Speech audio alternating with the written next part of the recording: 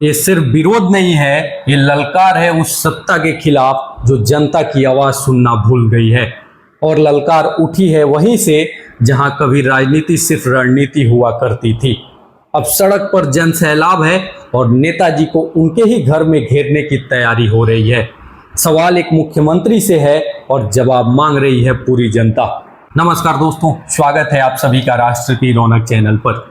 बिहार की सियासत में इन दिनों शांत दिखने वाले प्रशांत किशोर ने ऐसा तूफान खड़ा कर दिया है जिसकी उम्मीद शायद नीतीश कुमार ने भी नहीं की होगी।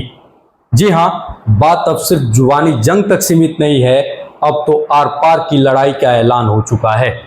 प्रशांत किशोर जन सुराज के संस्थापक ने सीधे सीधे मुख्यमंत्री नीतीश कुमार को उनके घर में एक अणे मार्ग पे ही घेर लेने की ललकार दे दी है, वो भी 1 लाख लोगों के साथ।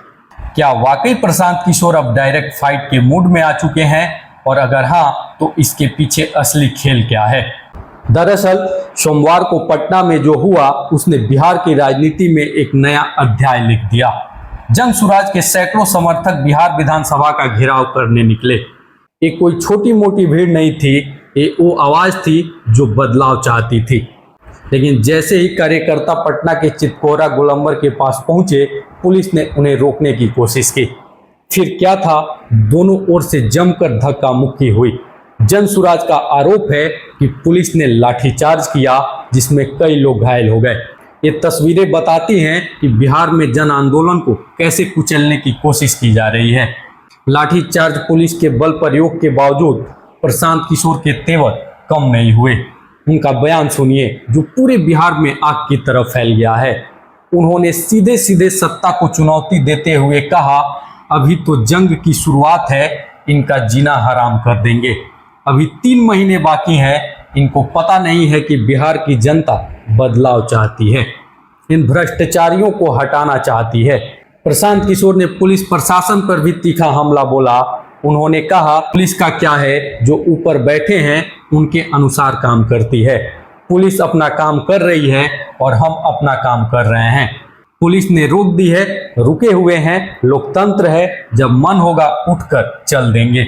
उनके इन बयानों के दौरान वहां जमकर बवाल हुआ। जन सुराज के कार्यकर्ताओं ने जमकर नारेबाजी की जो बता रही थी कि उनके भीतर कितना आक्रोश भरा हुआ है। ये सिर्फ प्रशांत किशोर की आवाज नहीं थी, ये उन लाखों बिहारियों की आवाज थी जो सिस्टम से त्रस्त है। इस पूरे घटनाक्रम के बाद प्रशांत किशोर ने जो चेतावनी दी है वो अब तक की सबसे बड़ी और सीधी चुनौती मानी जा रही है। जी हाँ, उन्होंने साफ कहा कि जनता बदलाव चाहती है, हम ऐसा जवाब देंगे कि पूरा बिहार देखेगा। नीतीश कुमार को उनके घर में घेरेंगे, पुलिस कुछ नहीं कर सकती। 1 लाख आदमी लाकर उनके घर एक अणे मार्ग पर घेर लेंगे, घर से नीतीश कुमार निकल नहीं पाएंगे।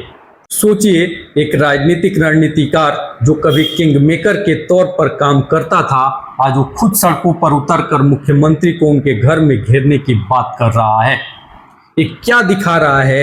ये दिखा रहा है कि बिहार की जनता में कितना गुस्सा भरा है। प्रशांत किशोर ने सीधे पुलिस को ललकारते हुए कहा, पुलिस से कौन डरता है, पुलिस से कोई नहीं डरता है। पुलिस क्या कर लेगी, यह बयान उनकी दृढ़ता और इस आंदोलन के प्रति उनके विश्वास को दर्शाता है।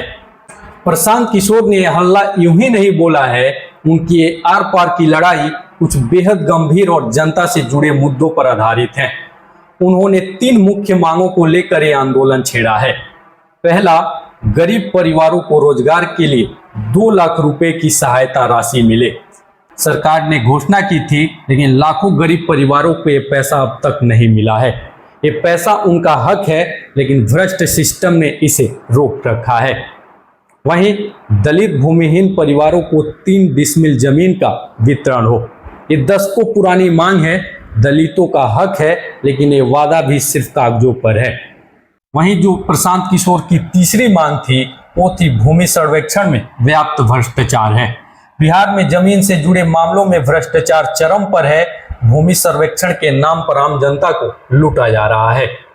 जन सुराज पार्टी की ओर से जारी प्रेस विज्ञप्ति में बताया गया कि ये प्रदर्शन पूर्व निर्धारित योजना के तहत ही 3 प्रमुख मुद्दों को लेकर किया जा रहा है। पार्टी ने पहले से ही ऐलान किया था कि इन 3 मुद्दों को लेकर 1 करोड़ लोगों के हस्ताक्षर इकट्ठा किए हैं। मानसून सत्र के दौरान विधानसभा का घेराव करने का ऐलान पहले से था, यानी एक कोई अचानक का प्रदर्शन नहीं बल्कि एक सोची समझी रणनीति का हिस्सा है। इस पूरे हंगामे के बाद क्या हुआ?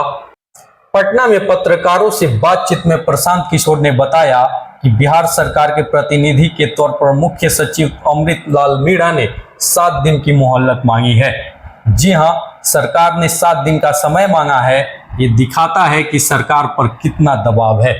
लेकिन प्रशांत किशोर ने साफ कर दिया है कि अगर 7 दिन बाद उनकी मांगों को पूरा नहीं किया गया तो मुख्यमंत्री नीतीश कुमार को उनके आवास से कड़े मार्ग पे घेर लिया जाएगा। ये एक अल्टीमेटम है, ये एक काउंटडाउन है। प्रदर्शन के मद्देनजर पटना पुलिस और प्रशासन पूरी तरह अलर्ट दिखी, लेकिन सवाल यह है कि क्या पुलिस बल इस जन आक्रोश को रोक पाएगा? प्रशांत किशोर का यह दाव बिहार की राजनीति में क्या रंग लाएगा, ये तो आने वाला वक्त बताएगा। लेकिन इतना तय है, अब बिहार में सिर्फ चुनाव नहीं, ये एक बड़ी जनजंग का आगाज हो चुका है। क्या नीतीश कुमार इस घेराबंदी से बच पाएंगे? क्या बिहार की जनता बदलाव लाएगी या सियासत का खेल जारी रहेगा? आपकी इस पर क्या राय है? कमेंट बॉक्स में लिखकर जरूर बताइएगा। अगर वीडियो पसंद आया हो तो वीडियो को लाइक करें, शेयर करें और साथ ही राष्ट्र की रौनक चैनल को सब्सक्राइब करना ना भूलें। फिलहाल के लिए इस वीडियो में इतना ही। मिलते हैं अगले वीडियो में, तब तक के लिए धन्यवाद। जय हिंद, जय भारत।